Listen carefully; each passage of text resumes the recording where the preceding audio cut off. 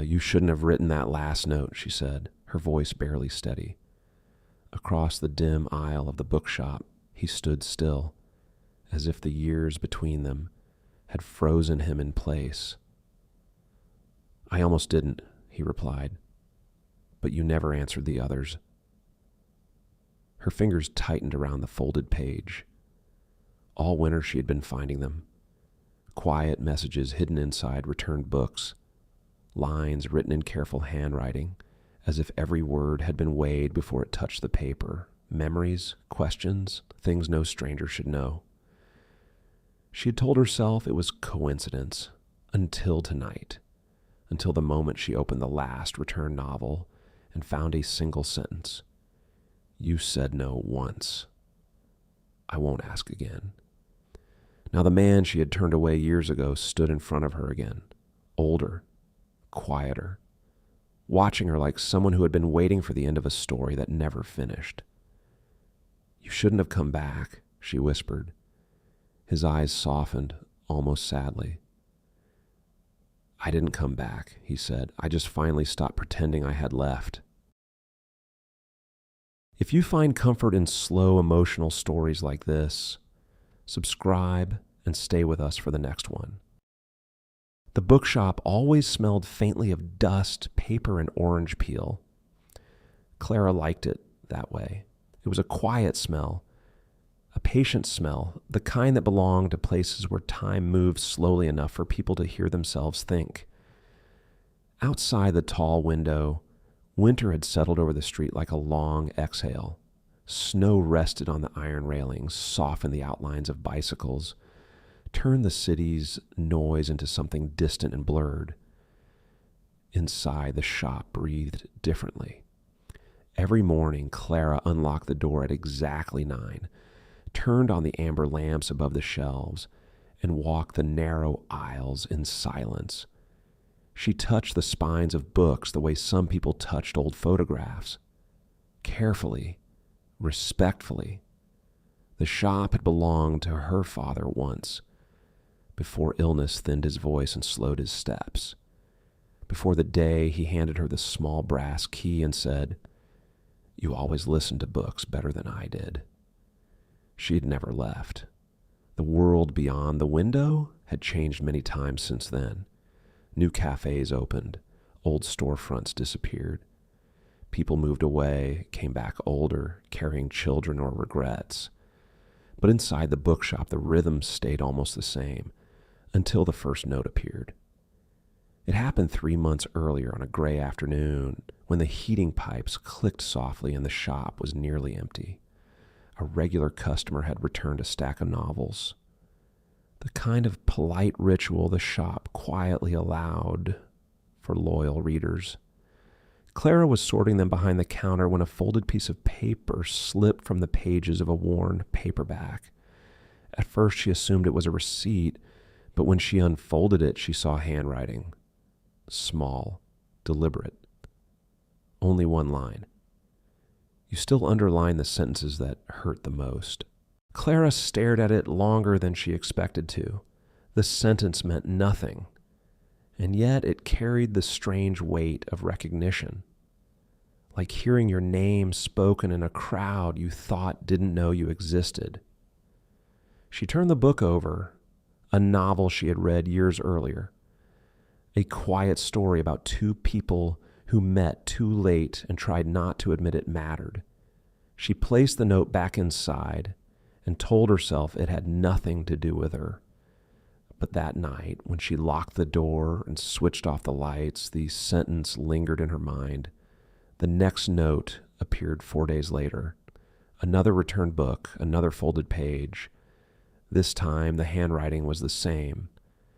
Do you still keep the shop open later on Thursdays? Clara felt a small shift inside her chest when she read it. Not fear, something closer to curiosity. She checked the return log. The books had been brought back anonymously through the drop slot.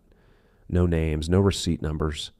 She stood for a long time behind the counter, the note resting lightly between her fingers. Somewhere beyond the shelves, a page turned. A customer coughed quietly. the shop returned to its gentle silence. And Clara did something she rarely allowed herself, she wondered. The third note arrived 2 weeks later. The one was longer. You once told me that books were the safest place to hide things people are afraid to say out loud. Her breath slowed as she read the next line. I think you were right. For the first time, she folded the note carefully instead of slipping it back between the pages. That night, she placed it inside the small drawer beneath the register, a place where old bookmarks and forgotten postcards slept quietly beside one another. She told herself it was nothing, someone playing a harmless game, someone who knew the shop. But when she closed her eyes later in the dark of her apartment, an unfamiliar thought surfaced. Not who is leaving them, but something more unsettling. Who remembers me this way? Weeks passed. The notes kept coming, never more than one at a time, always hidden inside returned books. Sometimes a question, sometimes a memory so oddly specific it brushed against moments Clara had almost forgotten. You always read the last page first. You once said winter light makes every story feel unfinished. You were afraid of leaving this place. Each line felt like a small door, opening into a room she hadn't visited in years. And slowly, almost without noticing, Clara began searching for them. When returned books arrived through the slot in the door, she opened them with quiet anticipation. Sometimes there was nothing. Sometimes a folded page waited inside. She never told anyone, not her customers, not the neighboring cafe owner who occasionally stopped by with coffee. The notes belonged to a strange private space between the shelves, a conversation that had not yet revealed its voice. Then, late one evening, she unfolded a message that made her hands go still. You were kinder than you think when you said no. Clara read the sentence again and again. Somewhere inside her memory, a faint outline began to form, a voice she hadn't heard in years, a face she had not allowed herself to imagine again. She closed the book slowly. Outside the window, the snow had begun falling again, drifting quietly through the pale glow of the street lamp. Clara stood behind the counter, the note resting in her palm.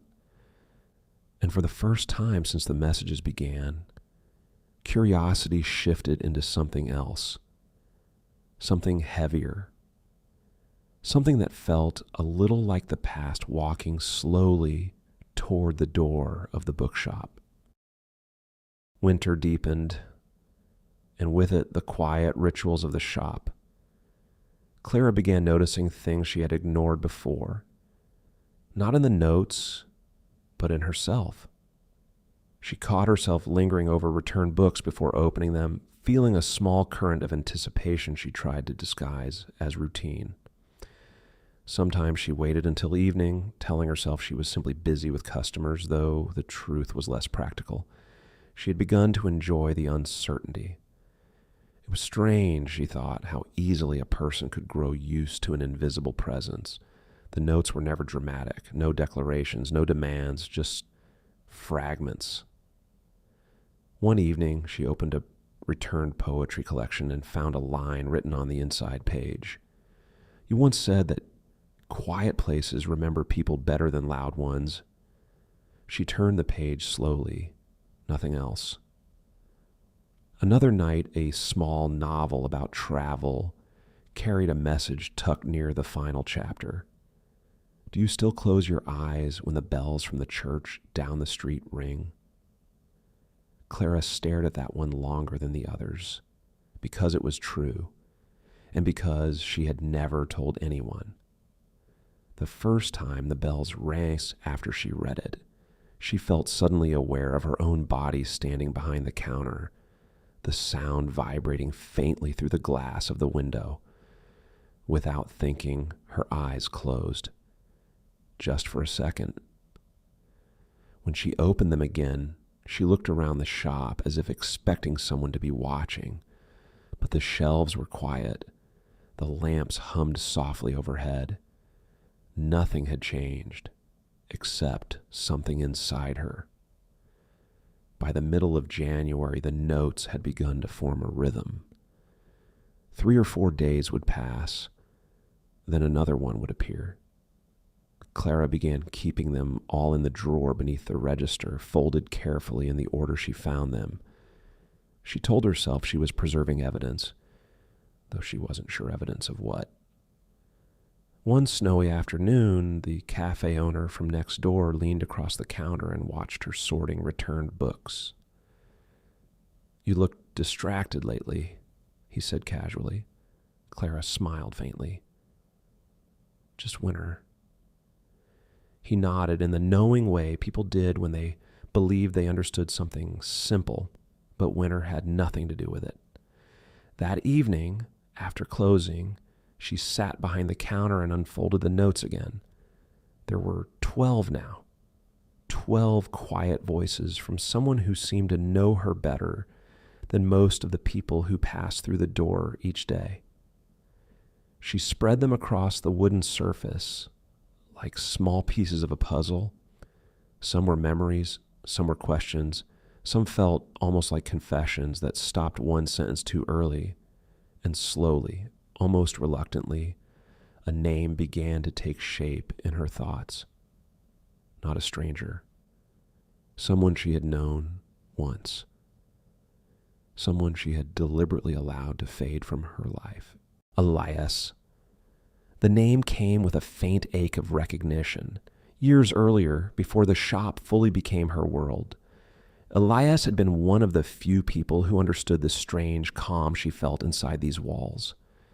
He used to come in on quiet afternoons, not to buy books, to sit, to read, to talk about the things most people rushed past: light, silence, the way certain stories left spaces instead of answers. She remembered the first time he had stayed until closing. The street outside had been glowing with winter lamps, the same soft amber color that filled the shop now. "You live inside stories," he had said gently. "And you don't?" she asked. Elias had smiled then, a slow, thoughtful expression that always made it feel like he was listening to something deeper than the words themselves.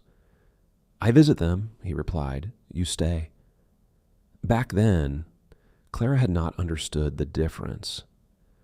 They spent months drifting in and out of conversation like that. Nothing urgent, nothing defined.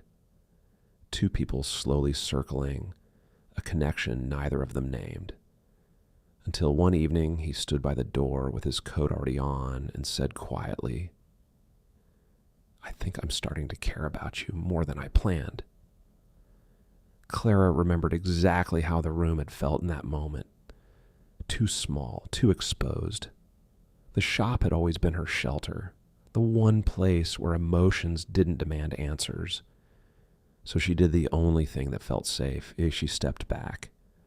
"I can't," she told him softly, not cruelly, not coldly, just with a kind of careful honesty that felt necessary at the time. "I don't want my life to become smaller than this place." Elias listened without interrupting. When she finished, he nodded once, not wounded, just quiet. "I understand." And that was the last time she saw him. He never came back. Years passed. The memory softened into something distant until the notes began appearing. Clara looked down at the small collection of folded pages on the counter. 12 messages, each one written in the same deliberate handwriting, each one touching a moment only Elias would remember. Her heart moved uneasily inside her chest. If it was him, why hide? Why speak through books instead of standing in front of her? She gathered the notes back into a small stack and slipped them into the drawer. The shop had grown completely silent. Outside, snow drifted through the pale glow of the street lamp. For a long time, Clara stood behind the counter, listening to the quiet. Then she did something she hadn't done since the messages began. She spoke aloud, softly to the empty room. If this is you, the words hovered in the warm air between the shelves. She hesitated, then finished the thought. Why now? The shop, as always, gave no answer, but 3 days later, another returned book arrived through the drop slot, and inside it, a single line waited, because some stories only become clear after you think they've already ended. After that message, the silence inside the bookshop began to feel different, not empty, listening. Clara noticed it first in the mornings. The way she paused with her hand on the door before unlocking it, as if someone might already be inside. The way her eyes moved instinctively toward the drop slot before she even set down her bag. She told herself it was habit, but the truth was simpler. She had begun waiting for him. A week passed without another note, then 10 days. The drawer beneath the register remained closed. Clara tried not to look at it too often, but the absence of new messages felt strangely louder than their arrival had ever been. One afternoon, a woman browsing travel books approached the counter and asked casually, "Do you ever think about leaving this place?" Clara looked up, surprised by the question. "Leaving?" "Yes, moving somewhere warmer, somewhere bigger." Clara smiled politely. "This place is big enough." The woman nodded and returned to the shelves, satisfied with the answer. But the question stayed behind. That evening, Clara locked the door later than usual and walked slowly through the shop, turning off the lamps one by one. The last light came from the tall window facing the street. Snow had begun falling again. She stood there for a moment, watching the soft movement of white against the dark. And then she noticed something. Across the street, beneath the street lamp, a man stood with his hands in his coat pockets, not moving, not looking at the window, just standing. Clara's chest tightened slightly. The distance was too far to see his face clearly. The falling snow blurred the outline of his figure, but something about the way he stood, still patient, stirred a quiet recognition she couldn't explain. She stepped closer to the glass. The man shifted slightly, glancing toward the shop for the briefest moment. Their eyes did not meet. Yet something passed between the two silhouettes separated by the street. Then, after a few seconds, the man turned and walked away. His footsteps disappeared quickly into the falling snow. Clara remained by the window long after he was gone. 2 nights later, the note appeared. It was hidden inside a hardcover novel about second chances, a book Clara remembered Elias once recommending to a customer years ago. The handwriting was unmistakable. She unfolded the paper slowly. "I saw you at the window." Her pulse moved quietly beneath her ribs. She continued reading. "You still look at the street the same way." A pause in the writing, then the final line, like you're wondering which part of your life is about to arrive. Clara lowered the page. For the first time since the notes began, a strange mixture of warmth and unease settled in her chest. He had been there, across the street, close enough to see her, close enough to speak, and yet he hadn't. Why? That night, she sat alone behind the counter long after closing. The shop glowed with its familiar amber light. The folded note rested between her fingers. She remembered the last conversation she and Elias ever had, the quiet steadiness in his voice when he accepted her answer. There had been no anger, no accusation, just understanding. And perhaps that was what troubled her most now.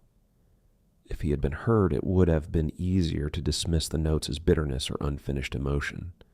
But Elias had never been that kind of man, which meant the messages were something else, something patient, something deliberate, a slow unfolding. 3 days later, Clara made a decision. She arrived early at the shop and opened the drawer beneath the register. The collection of notes waited inside like quiet witnesses. She read them all again, every line, every question, every memory. When she finished, she pulled out a blank piece of paper. For a long time, she stared at it. Then she wrote one sentence. "You can come inside." The handwriting looked unfamiliar to her, slightly hesitant, as if the act of answering had shifted something she had been protecting for years. She folded the paper carefully and placed it inside a returned book near the front of the shop. A book she knew he would recognize. The same novel he had been reading the first afternoon they met. Clara placed it on the small shelf beside the door where returned books waited before being sorted. Then she stepped back behind the counter. The shop opened at 9. The morning passed slowly. Customers came and went. The bell above the door chimed with its usual gentle rhythm, but the returned book remained untouched. No one picked it up. No one approached the shelf. By afternoon, the quiet anticipation inside Clara had begun to soften into uncertainty. Perhaps she had imagined the connection. Perhaps the notes were never meant to become a conversation. Perhaps the man beneath the street lamp had not been Elias at all. She was reaching for the book to move it back onto the shelves when the door opened. The bell chimed once. Clara looked up. A man stepped inside, brushing snow from his coat. For a moment, the shop seemed to pause around them. Elias stood near the door, older than she remembered, the years visible in the lines around his eyes. But the quiet attentiveness in his expression had not changed. He glanced at the returned book on the shelf beside him, then at Clara. A small, almost uncertain smile appeared. "I suppose," he said softly, "this means the library is finally accepting replies." Clara felt the faintest tremor pass through her chest. The silence between them filled with all the unspoken time that had passed. "You always did prefer writing things down," she replied. Elias nodded. "It gives people space to think." He hesitated, then added gently, "Though I admit, I wasn't sure you'd answer." For a moment, neither of them moved. The shop seemed to hold its breath around them. Shelves of quiet witnesses, rows of stories that had waited years to reach their endings. Clara rested her hands lightly on the counter. Elias remained near the door, as if uncertain how much distance was still required between them. "You could have just walked in," she said after a while. Her voice sounded calm, but something beneath it carried a faint, unfamiliar tension. Elias glanced toward the returned book still resting on the small shelf beside him. "I thought about it," he said, "more than once." He picked up the book slowly, turning it over in his hands. But sometimes people need time to decide if they want to reopen a conversation. Clara studied him. He looked almost the same, the quiet steadiness, the thoughtful pauses before speaking. But time had settled differently on him. There was a gravity in his posture now, a kind of patience that felt both comforting and unsettling. "You waited 3 months to come inside," she said. "I waited longer than that." The answer was simple, too simple. Clara felt something tighten inside her chest. "Why now?" Elias placed the book back on the shelf without opening it. "Because you asked a question." He met her eyes, and I realized I didn't want the answer to stay hidden in a book forever.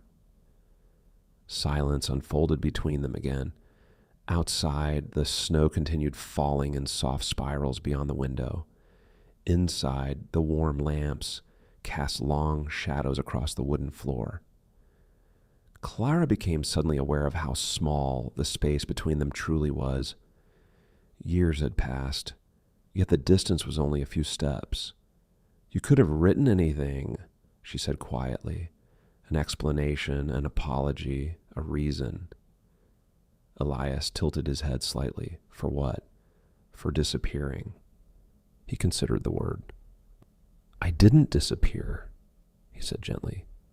You asked me to leave. The memory returned with uncomfortable clarity. The winter evening. The quiet certainty in her voice when she told him she couldn't allow her life to change. At the time it had felt like honesty. Now it felt different, like a door she had closed too quickly. I thought you would argue, Clara admitted. Most people do. Elias smiled faintly. You weren't asking for an argument. What was I asking for? Space. His answer carried no accusation, just observation. Clara looked down at the wooden counter beneath her fingers. You could have come back later. I did, her head lifted. When? Many times. The word settled in the air with unexpected weight. Elias walked slowly toward one of the shelves, his hand brushing lightly along the spines of familiar books. I came back the following spring, he said. You had rearranged the travel section. Clara blinked. I didn't see you. You were helping a woman choose a novel for her daughter. You spent 20 minutes explaining why the ending mattered. A small ripple of disbelief passed through her. You remember that? You always believed endings reveal who people are. Elias paused beside a table near the center of the shop. I came again that summer. And? You were sitting by the window reading. He smiled softly. You looked peaceful. The word lingered. Peaceful. Clara felt a quiet unease spreading through her chest. You watched me all those times? Not watched. He searched briefly for the right word. Visited. The distinction should have felt comforting. Instead, it deepened the strange emotional current moving between them. Why didn't you speak to me? Elias looked around the shop slowly, the warm light, the quiet rows of books, the life she had chosen. You seemed happy, he said, and you had made your choice. Clara felt the weight of that sentence more strongly than she expected, because the truth was, she had believed he vanished completely, that the chapter of her life connected to him had simply ended. Yet he had been here, at the edges of the same space, witnessing the quiet continuity of her world. I thought the notes might be easier, Elias continued, less intrusive. And if I had never answered, then they would have remained stories. Clara folded her arms slowly. You're very patient. He gave a small shrug. Books teach that. She almost smiled. The old rhythm of conversation was still there. Subtle, thoughtful, slightly ironic. Yet beneath it, something else had begun to stir. A deeper tension neither of them had yet named. Clara stepped out from behind the counter. The movement brought them closer, only a few feet apart now. You wrote that last message, she said quietly. You said no once. I won't ask again. Elias nodded. Yes. Why? He hesitated, and for the first time since entering the shop, uncertainty flickered in his expression. Because some stories deserve clarity. Clara waited. The silence stretched. Then he added, I wasn't sure whether I had misunderstood what we were. Her breath slowed. And now? Elias looked directly at her. The patience in his eyes had changed, not gone, but sharpened by something more vulnerable. Now, he said softly, I think we're finally at the part where the truth matters more than the ending. The words landed quietly between them. Clara felt the familiar walls she had built around her life shifting, not breaking, but loosening in ways she had never expected. Outside, the snow continued falling. Inside the bookshop, two people stood facing each other across the quiet space of years, and neither of them, yet knew whether reopening the story would heal something or reveal that it had already been too late for a long time. The shop grew very quiet after that. Not the gentle quiet Clara knew so well. The comforting hush of pages turning and soft footsteps between the shelves. This silence carried weight, like a question waiting to be answered. Elias remained where he stood, his hands loosely clasped in front of him, as if careful not to push the moment further than it wished to go. Clara felt the familiar instinct rising inside her, the one that had protected her for years. Distance, control, the quiet discipline of keeping life simple and contained within the walls of this place. She turned slightly, walking toward the window. Outside, the snow had thickened, softening the glow of the streetlights. "This shop," she said after a moment, "has always made things easier." Elias didn't interrupt. "When my father became ill, everything outside felt chaotic," she continued. "People expected decisions, plans, movement." Her reflection hovered faintly in the glass. "But inside here, everything followed a rhythm." She traced the edge of the window frame with her fingers. "Books start. Books end. Nothing demands more from you than attention." Elias stepped a little closer. "And people?" Clara gave a quiet breath of something that might have been a laugh. "People don't come with clear chapters." "No," he agreed, "and they rarely do." The silence returned, but it felt different now. Less cautious, more honest. Clara turned from the window. "When you told me you cared about me," she said, "I thought you were asking me to choose." Elias watched her carefully. "And you didn't want to choose." "I didn't want to lose what I had built." The words came more easily than she expected. This place was the only thing in my life that felt certain. She gestured lightly toward the shelves. If I had stepped outside that certainty, I didn't know what would remain. Elias nodded slowly. "That makes sense." The calmness of his response unsettled her slightly. "You're not angry?" "No, not even a little." He considered the question. "I was disappointed," he admitted. "But anger usually comes from believing someone owes you a different answer. And I didn't?" Elias shook his head. "No one owes love the way they owe rent." Clara felt the faintest tremor of a smile at that. "You've been thinking about this for a long time." "Yes." "How long?" Elias glanced briefly around the shop, then back at her. "Long enough to understand that the story I imagined between us might never have existed outside my own hope." The honesty of the sentence landed with surprising gentleness. Clara felt it open something inside her she had kept sealed for years. "And yet you kept writing the notes," she said. "Yes." "Why?" Elias looked down at the wooden floor for a moment. Then he lifted his gaze again. "Because the notes weren't really about convincing you." "Then what were they about?" He took a slow breath. "Closure." The word lingered in the warm air between them. Clara felt its meaning before he explained it. "I needed to know whether the person I thought I knew was still there," Elias continued quietly, "or whether the years had changed you into someone who no longer recognized that version of herself." Clara absorbed the thought slowly. "And what did you discover?" Elias smiled faintly. "That you still underline the sentences that hurt the most." The small reference to the very first note caused something inside her chest to tighten. "So this was all a test?" she asked softly. "No. A question." "And now you have your answer?" Elias hesitated. "For the most part."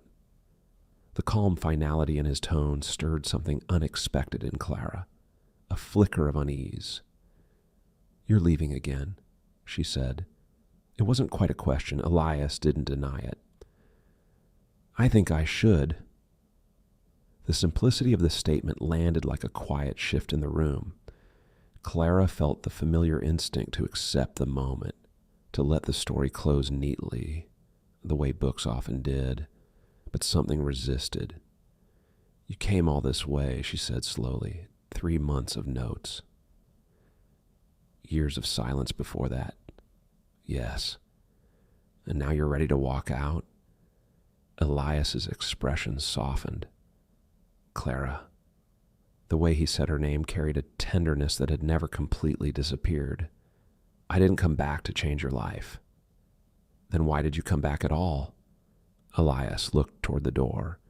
The snow outside had begun to fall more heavily, blurring the outlines of the street. Then he turned back to her. "Because some stories stay unfinished long enough that they start shaping the rest of your life." His voice grew quieter. "I needed to know whether ours was one of them." Clara felt the words move through her slowly. "And now?" Elias gave a small, thoughtful shrug. "Now I think I understand it better." "And what is it?" He studied her face for a moment, then answered gently. "A beautiful chapter." The phrase should have felt comforting. Instead, it left an unexpected ache behind it, because a chapter, by definition, was something that ended.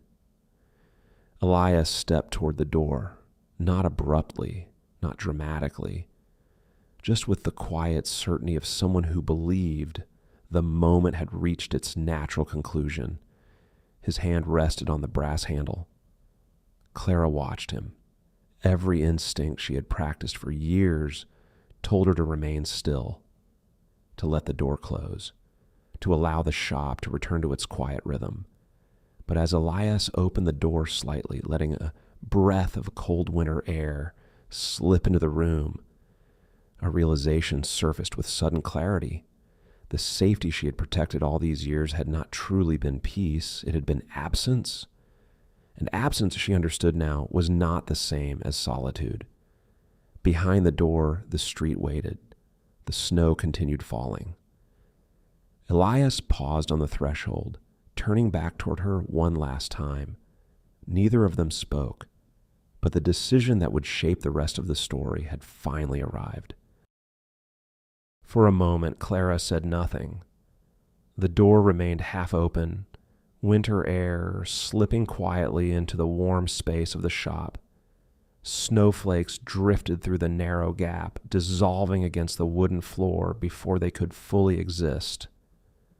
Elias stood on the threshold, one hand resting lightly on the brass handle, waiting, not asking, just giving the moment the dignity of its own silence. Clara felt the familiar weight of the room around her, the shelves, the soft amber light, the steady presence of a life she had built, piece by careful piece. This place had always protected her. Books asked nothing from you except attention. They never demanded risk. They never walked away. She took a slow breath. "Elias." He looked back. The sound of his name seemed to pause the falling snow outside. Clara stepped away from the counter. The distance between them was small now, only a few steps across the worn wooden floor. "You said something earlier," she began quietly, "that you needed to know whether the person you thought you knew was still here." Elias waited. Clara glanced around the shop one last time. The rows of stories, the quiet corners where people had spent afternoons searching for meaning between printed lines. "I think she is," Clara said softly. "But she's also someone else now." Elias nodded slightly. "That tends to happen." She smiled faintly at the understatement. "Back then," she continued, "I believed that choosing you meant losing this place." Her hand moved gently across the counter beside her. "But the truth is, I never actually had to choose." Elias studied her face, listening carefully. "I chose fear," she said. The word landed in the air without drama, just honesty. Outside, a car passed slowly along the snowy street. its headlights gliding across the window like a brief memory. Clara stepped closer to the door. "Do you remember what you told me the first time you stayed until closing?" she asked. Elias thought for a moment. "You said I lived inside stories. And you said you only visited them." He smiled faintly. "I remember." Clara looked toward the shelves again. "I think I misunderstood what you meant." "How so?" "I thought stories were safer than life." Her eyes returned to his. "But stories only feel complete because someone was willing to step into them." The quiet between them shifted. Not tension now. Something softer. Something uncertain in a different way. Elias glanced briefly at the street behind him. Snow continued falling, covering the pavement in slow layers of white. "You know," he said gently, "this might still end exactly the same way it did before." Clara nodded. "It might." "And if it does?" She considered the question, then answered with surprising calm. "At least this time the page won't stay blank." Elias watched her for a long moment. The years between them seemed to thin slightly, like frost melting from glass. "Are you asking me to stay?" he asked quietly. Clara shook her head. "No." The answer hung there, unexpected, but before the silence could harden around it, she added, "I'm asking if you'd like to start another chapter." The faintest change appeared in Elias's expression, not triumph, not relief, just recognition. He stepped back inside the shop. The door closed gently behind him, shutting out the winter air. For a while, neither of them spoke. They simply stood there, two people surrounded by thousands of finished stories and one that had just begun to open again. Outside the window, the snow continued falling in the soft light of the street lamp. Inside the bookshop, the lamps cast their quiet glow across the shelves. And somewhere between the pages of a returned book, still waiting to be opened, a folded piece of paper rested silently, as if even now the story preferred to leave a few things unwritten. Thank you for listening. I'm grateful you chose to spend this time here. New stories arrive every week, and I hope you'll return for the next one.